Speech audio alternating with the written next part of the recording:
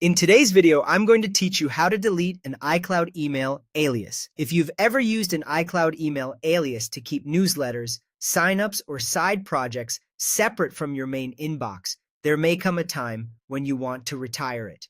Deleting an alias permanently removes it from your account, and in this walkthrough, I'll guide you through the exact steps, plus a few important points to keep in mind before you click delete.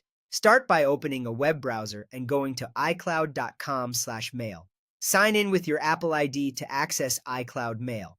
Once your mailbox loads, look for the gear icon for settings. Click that gear and choose Settings from the menu. You'll land on the Mail Settings panel. From there, go to the Account section, which is where your aliases are listed alongside your main iCloud address. Find the alias you want to remove. It may show a label, a description, or a color you assigned earlier, which helps you confirm you're selecting the correct one.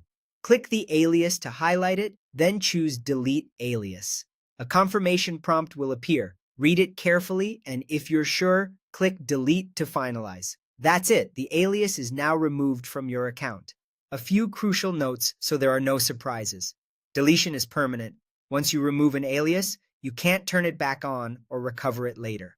After deletion, any emails sent to that alias will bounce back to the sender, so messages won't reach you anymore. It's a good idea to let important contacts know you're retiring that address before you delete it, especially if you used it for banking, subscriptions, or account recovery. If you've already created 3 aliases, deleting one may require up to 7 days of wait time before you can create a new alias. That delay is normal on Apple's side. Also, remember you can't delete your primary iCloud email address here. Only aliases can be removed.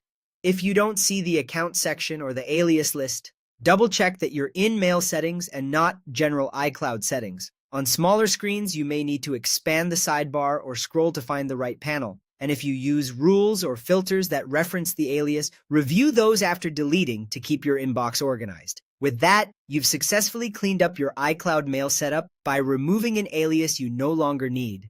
Thanks for watching, and take a moment to confirm your important services are using an address you still control.